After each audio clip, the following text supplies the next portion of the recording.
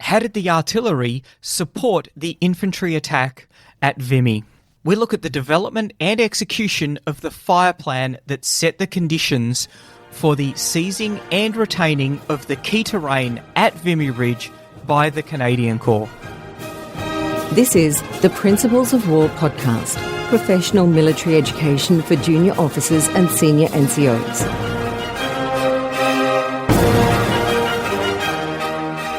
Ladies and gentlemen, welcome to episode 80 of the Principles of War podcast, the artillery battle for Vimy Ridge.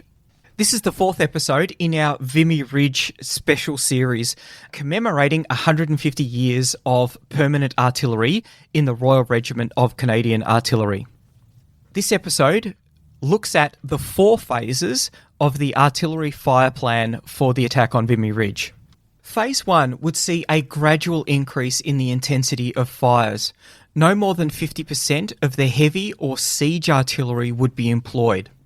And as the build-up continued of the batteries coming into the position, as many of those new positions would remain concealed for as long as possible to deny the Germans their situational awareness and the early warning of the impending attack. Each of the four Canadian divisions on the front would only reveal 36 of their 18-pounders and 12 of their 4.5-inch howitzers on each divisional front. For new batteries requiring to do calibration and registration missions, these would be a part of a pre-arranged bombardment so as to not tip off the Germans of the new locations. The second phase would see a significant intensification of the bombardment. Along with the destruction of wire, trenches and strong points, there would also be 8 villages which were either within or immediately beyond the area to be attacked. These 8 villages would receive special attention. For example, the village of Telou, lying between the red and blue line, would receive treatment from 4 heavy howitzer batteries and the 12-inch and the 15-inch super howitzers, to which 270 rounds of 15-inch and 180 rounds of 12-inch were allotted. Phase 2 also saw 2 feint bombardments which were conducted across the entire Corps frontage. This was done for 2 reasons. Firstly, they were the rehearsals for the actual bombardment during the attack, and secondly, they would throw off the Germans as they were trying to understand what was happening and where they were when the likely attack was going to come. This week-long phase saw a giant arc of 22,000 yards around the objective, conducting the bombardment. The Germans, quite rightly, described this as the week of suffering. More than 1 million rounds of heavy and field ammunition, with a total weight of 50,000 tonnes, battered the small area. Critically, German ration parties, which had formerly reached the front line in just under a quarter of an hour, now often took more than 6 hours to get to the forward positions along the broken, shell-swept and machine gun-swept communication trenches. Rations arrived cold and spoiled, and many of the front companies were without fresh food for 2 or 3 days at a time. German accounts afterwards cited this breakdown in the food supply as one of the major causes of the weakness in the defence.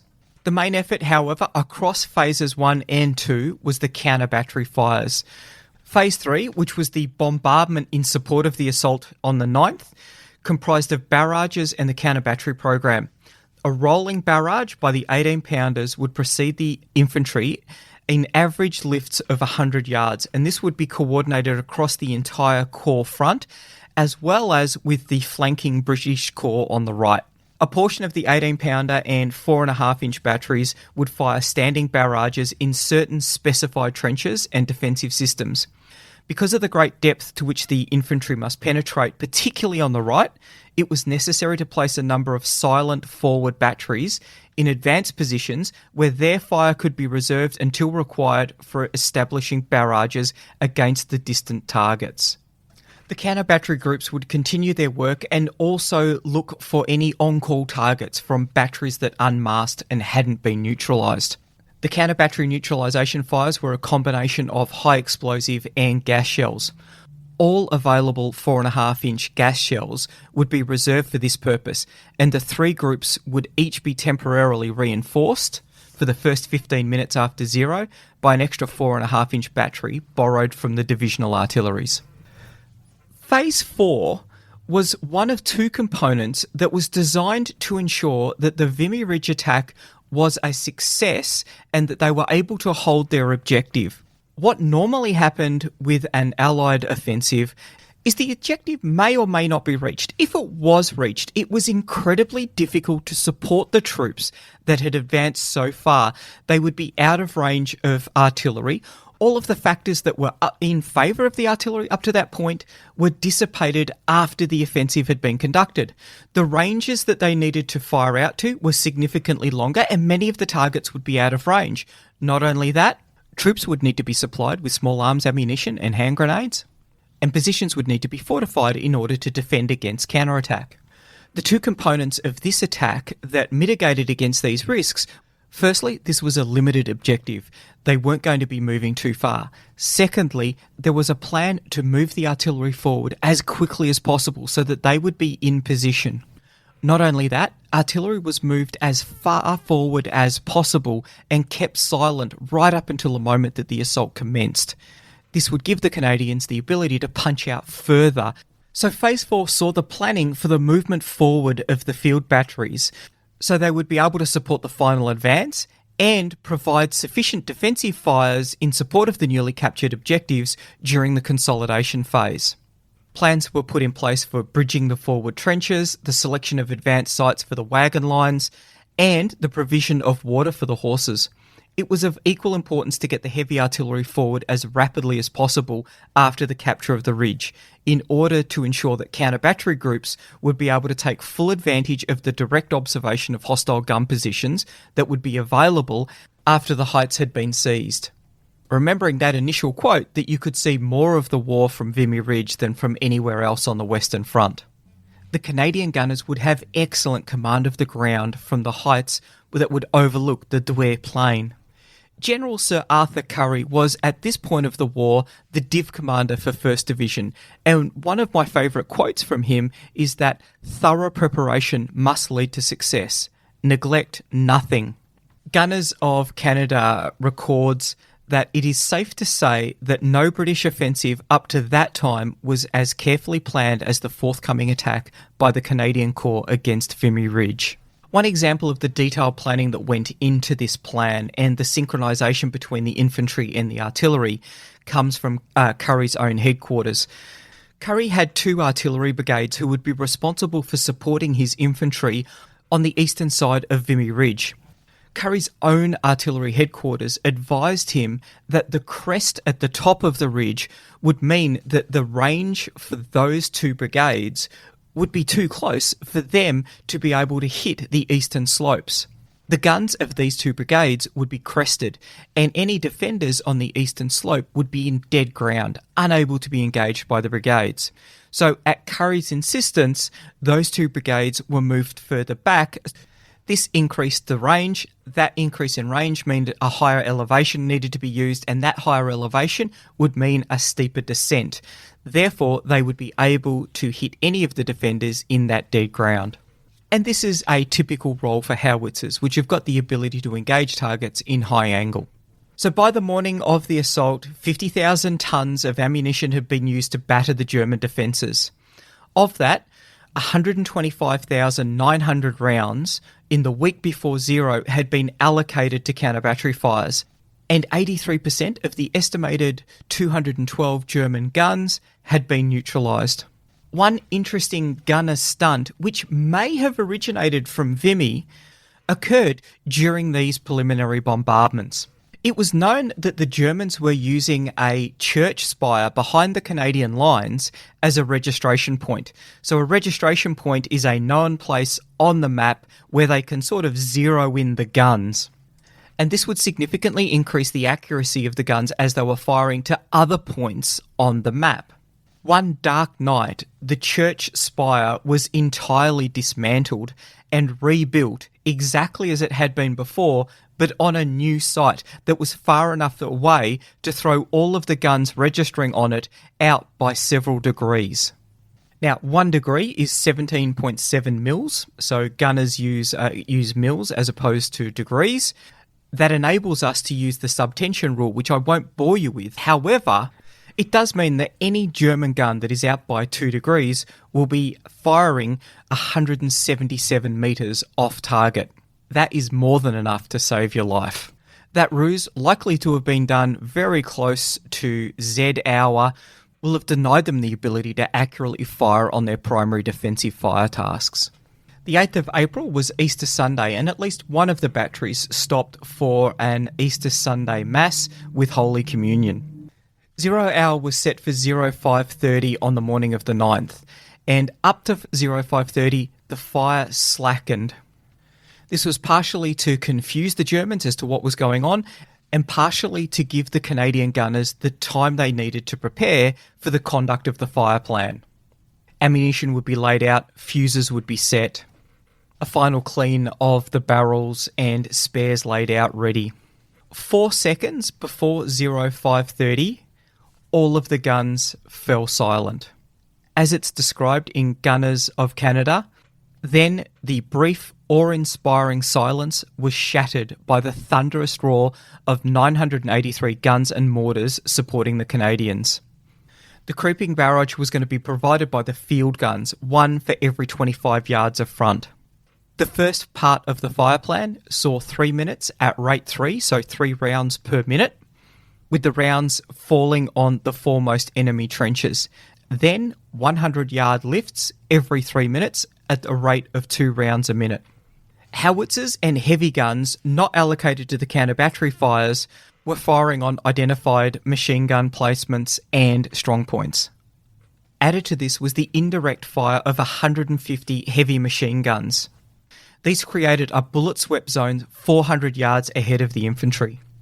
SOS rockets were sent up frantically from the German defenders, requesting artillery fires to their fronts. What response there was to these calls was weak and ineffective, and much of it fell behind the advancing troops. As you'll remember from episode 2 of this series, by 0800, 1st, 2nd and 3rd Divisions had achieved the red line. That was the final objective for the 3rd Division, and it was the halfway mark for 1st and 2nd Divisions, remembering that on the right of the Corps advance they had further to go.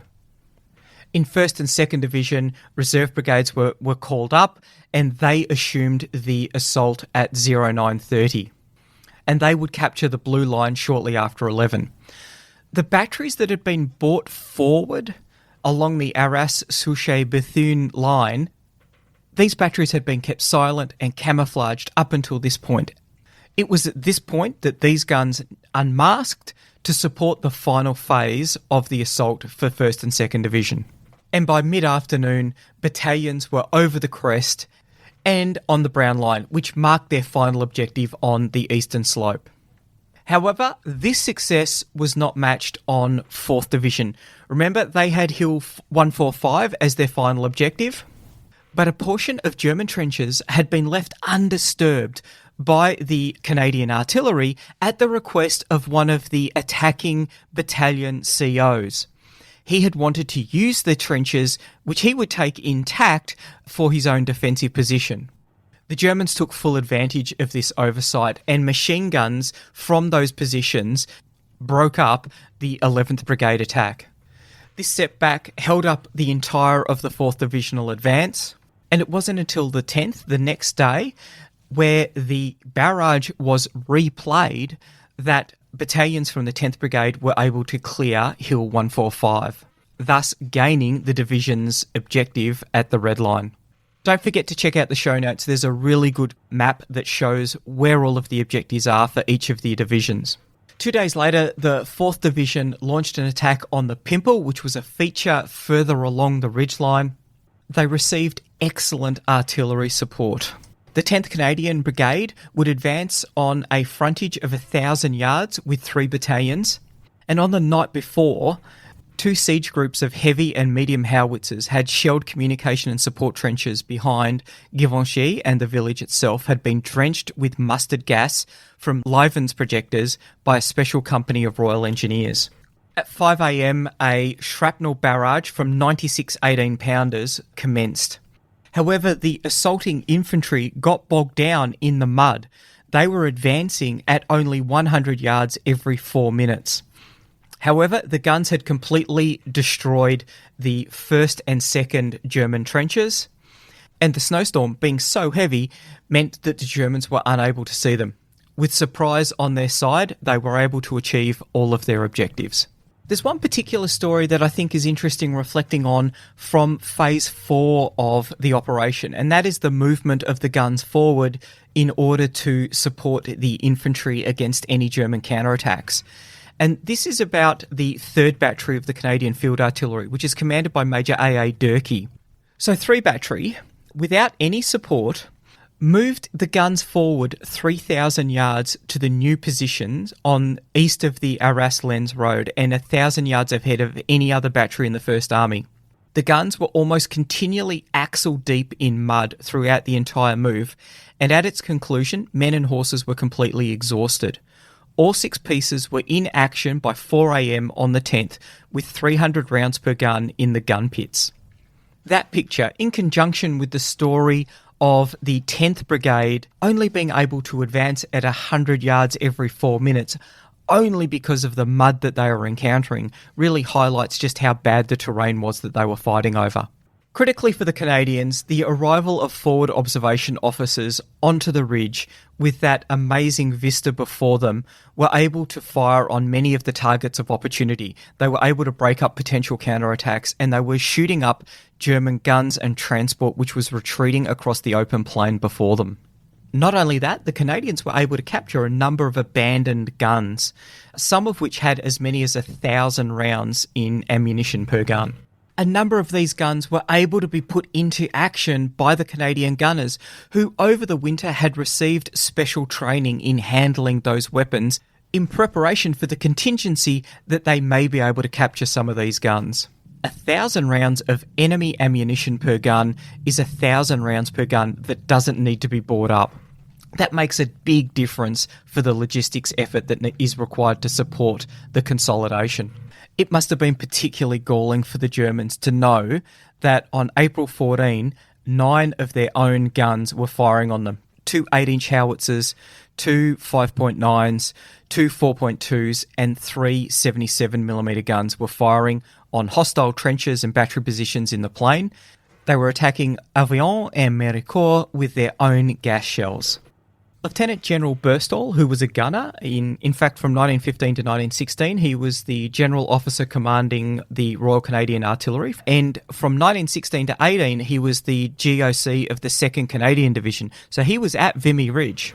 He wrote after the war that Vimy Ridge was characterised by careful registration, endless bombardment which smashed trenches and everything else, accuracy of fire which never decreased even when our guns were themselves being heavily shelled by the enemy, barrages well considered and perfectly coordinated, forward positions prepared and occupied by additional artillery to carry on the barrage as our infantry advanced and get behind the range of our normal gun positions, so that the barrage might be maintained for the total period of over 7 hours.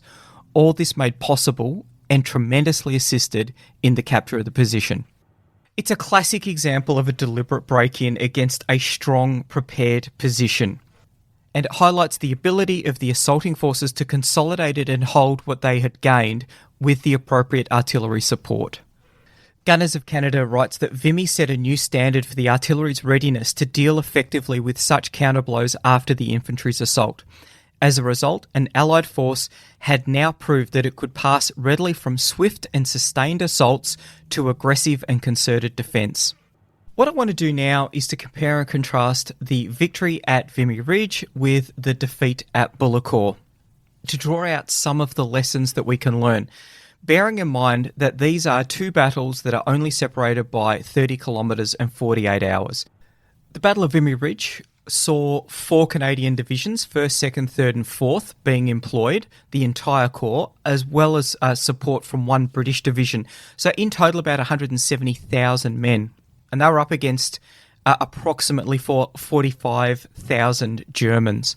So a force ratio of around 4-1. Bullecourt would see 1 Australian division against 1 German division.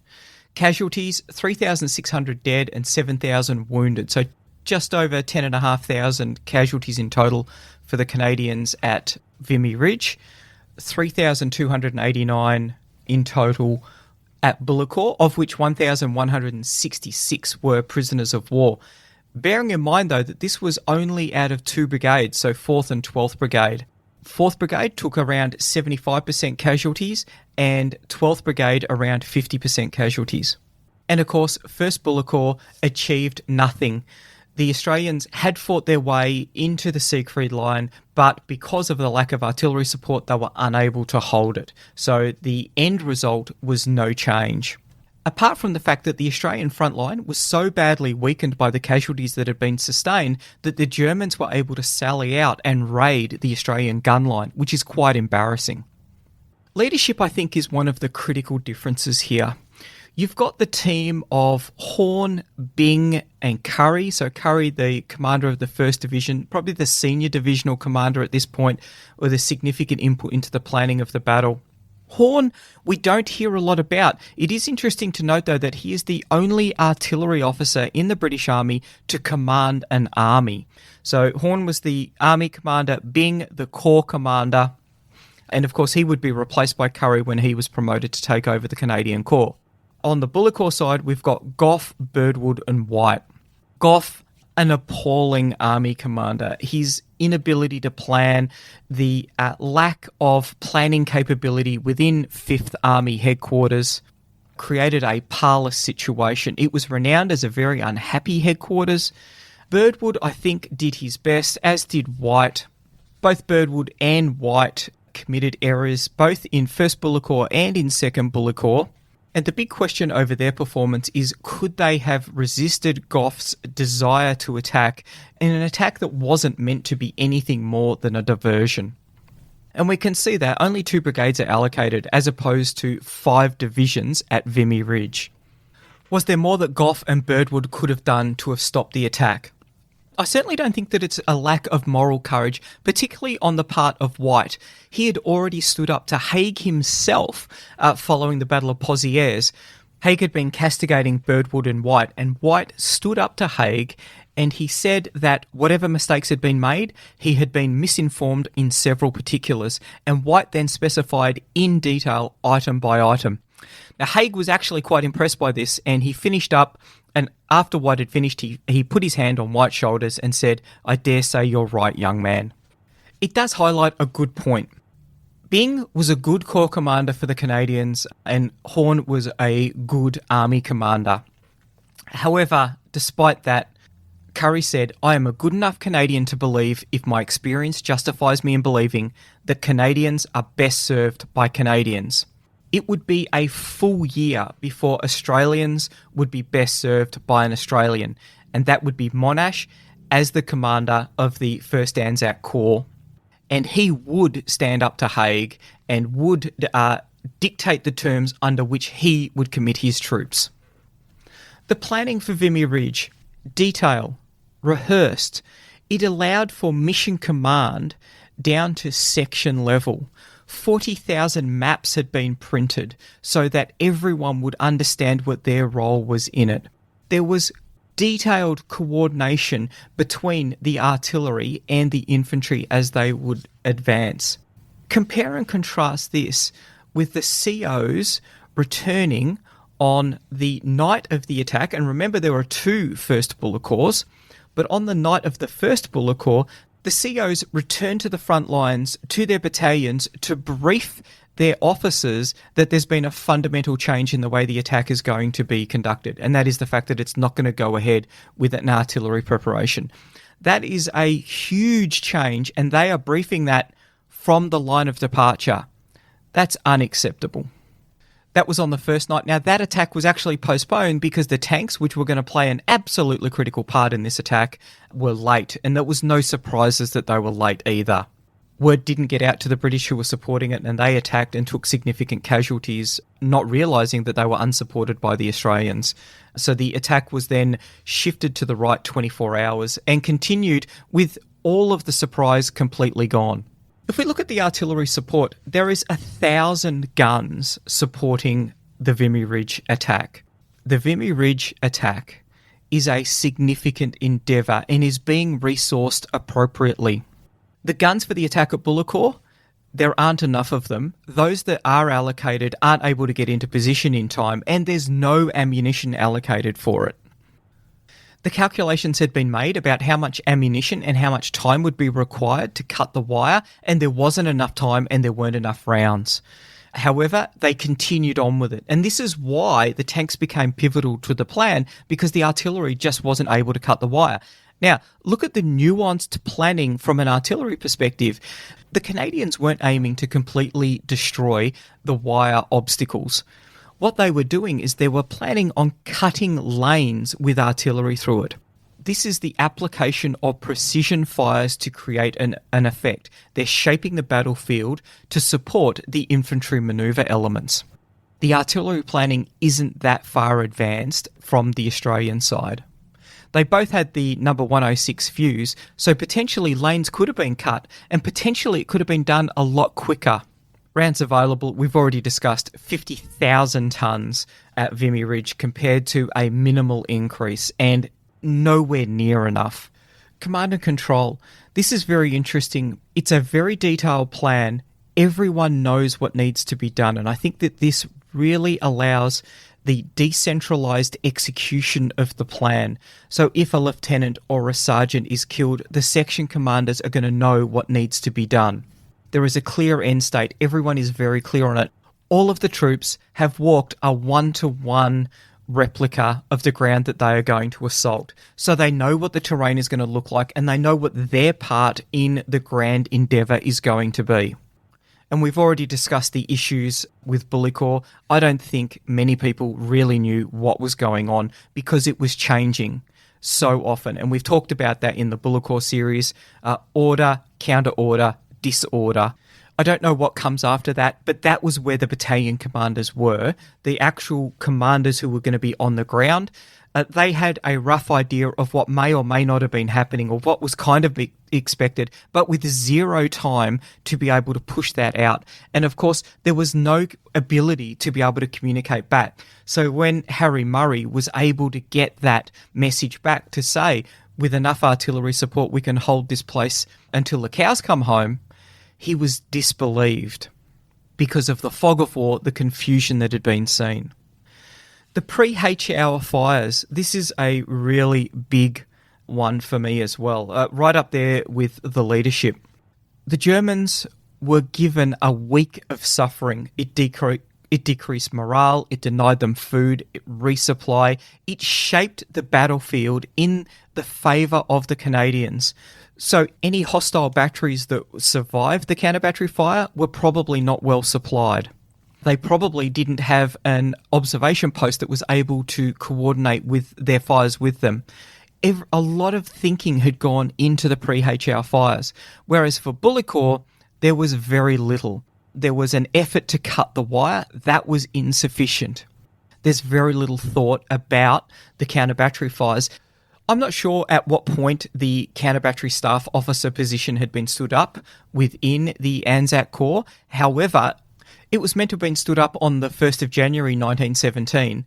Whoever was doing that role didn't have the drive or the intellectual capacity or the scientific background that McNaughton had. In Australia, we talk about Lawrence Bragg, won a Nobel Prize in 1915 in physics. However, the fruits of his labour were enjoyed by the Canadian Corps, not within 1st Anzac Corps, and that is really quite sad. We know the 4th and 12th Brigade were pummeled whilst they were in the German trenches and as they were withdrawing back. Critically, because little had been done to neutralise machine guns that were firing from a flank. And it's quite interesting, when you look at the map of the Battle of Bullecourt, Blind Freddy can see that protection from flanking fire is going to be critical, because that flanking fire is going to be enfilading the troops as they're advancing. Now, the role of the tanks in both battles. Important to remember that for a 2-brigade assault, there was 50% more tanks. That sounds like quite a lot, but it's not really, because the Australians had 12, the Canadians only had 8. Not really that much of a difference. Bearing in mind that no one had worked with tanks before, the tanks hadn't really shown themselves to be war winners. They definitely showed the potential for it, but the Canadians Even though they really tightly integrated the infantry as the main maneuver element for the attack with the artillery, as they quite rightly should have, it appears that there was very little integration with the tanks, and I think that's because very little was expected of them. Gough expected the tanks to win the battle.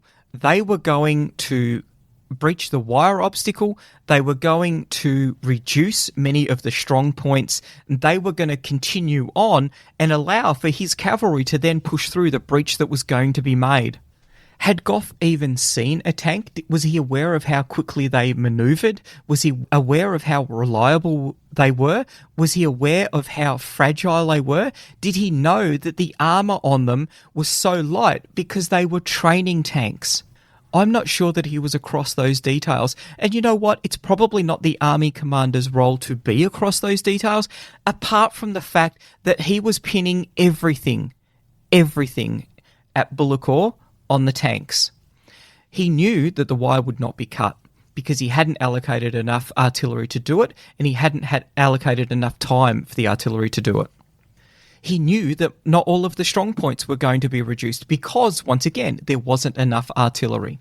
Post-H hour, or Z hour, I think they referred to it back then, fresh troops brought forward from the depth to continue the advance, particularly on the right, where Curry's 1st Division have got those further objectives. So he's bringing through his reserve brigades to take over those objectives. At Bullecourt, we see the forward troops, they're cut off from reinforcements, they're cut off from resupply, and they're almost unable to withdraw. We don't know how many troops died in the attack versus the withdrawal, but it's potentially a similar number because the withdrawal was conducted in broad daylight with machine guns with flanking fire, and the troops were silhouetted against the white snow. One of the things that makes a great battlefield commander, I think, is the ability to visualize the battle and how it is going to unfold. With this, we see Byng, Curry, the other divisional commanders, the artillery commanders, visualizing very clearly the way that they want the battle to go and shaping the Germans to conform with that. They build contingencies in if things don't go their way, and it didn't go their way, which is very often occurs in battle. However, they had plans, they were able to adapt, and they were able to overcome. We see with Gough a profound inability to foresee how the battle is going to unfold because his planning dictated how the battle was going to unfold, and he still went ahead with it. Everyone could see that it was a shambles that was going to lead to significant loss of life, and yet Gough couldn't see that, and he did nothing to stop it. And I think there's a really good quote from Lieutenant General Curry that we can end our comparison with. We have shown that even in trench warfare, it is possible to mystify and mislead the enemy. I don't think any analysis of the Battle of Vimy Ridge, and in particular the scientific, doctrinal, procedural and physical work that the gunners did to shape the conditions to support this victory, would be complete without a telling of the story of Tony. Following the capture of Vimy Ridge, there was a stream of senior officers who wanted to come up onto the ridge and to look over onto the Douai plain. In some places, celebratory champagne was flowing quite freely. Among the visitors who crowded into the small counter-battery office was the commander of the Royal Flying Corps wing, which had been providing artillery cooperation for the Canadians. He was wearing, recalls the counter-battery staff officer, so that's Lieutenant Colonel McNaughton, one of the most beautiful pair of pink breeches that I have ever seen, and lovely hunting boots, beautifully polished. Lying asleep below the high desk at which the CBSO worked at his map boards and unobserved by this particular visitor was Tony. Tony was one of 3 lion cubs born into captivity in the Paris Zoo, which had been threatened with destruction by the shortage of food. From this fate, they had been rescued by 3 kind-hearted junior officers on leave, one of whom had brought Tony to the Canadian Corps Heavy Artillery headquarters, where he had taken up residence in the counter-battery office. The lively conversation on that morning awoke Tony, and Colonel McNaughton saw him begin stealthily stalking the unsuspecting visitor. Having appraised the quality of the leather in that gentleman's boots, Tony, starting at the heel, very deliberately sniffed his way up the length of the leg until he reached the beautiful breeches. Then, opening his mouth wide, he closed his jaws with a quick snap on the Royal Flying Corps thigh. Looking down, the victim, who had imbibed fairly freely, was amazed and understandably alarmed to find a lion staring up at him. He let out one shriek and, bursting out of the door, headed in haste for the rear area. The possession of a unit mascot is great for morale. Having a lion as your mascot, even better. This concludes our study of the Battle of Vimy Ridge and the lessons for the employment of artillery that we can draw from it. Once again, congratulations to all serving and past gunners of the Royal Regiment of Canadian Artillery. And from your friends in Australia, a big hearty Ubiquay. The Principles of War podcast is brought to you by James Ealing. The show notes for the Principles of War podcast are available at www.theprinciplesofwar.com for maps, photos and other information that didn't make it into the podcast. Follow us on Facebook or tweet us at Surprise Podcast. If you've enjoyed this podcast, please leave a review on iTunes and tag a mate in on one of our episodes. All opinions expressed by individuals are those of those individuals and not of any organisation.